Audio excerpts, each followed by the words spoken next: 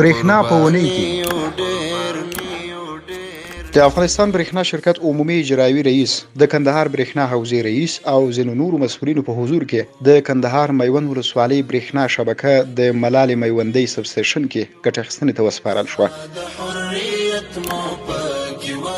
برگزاری نشست میان رهبری د افغانستان برېښنا شرکت و مسئولان یکی از کمپانی‌های روسی به نام فور انرگو پیرامون فراهمسازی تجهیزات برق به خصوص لاین‌های ولتاژ بلند و متوسط. د برېښنا شبکې پراختیا او د برخه کې د ځینو نورو اسانتیاو برابرولو په موخه د کندهار سپین بولدک ولسوالۍ ته د افغانستان برېښنا شرکت عمومي رئیس او ورسره ملپلاوي سفر. کارمندان تکنیکی ریاست حوزه کندوز برېښنا کار ترمیم اساسی پایه‌های شماره 204 و 208 برق وارداتی تاجیکستان که در جریان جنگ‌های گذشته تخریب شده بود را تکمیل کردند.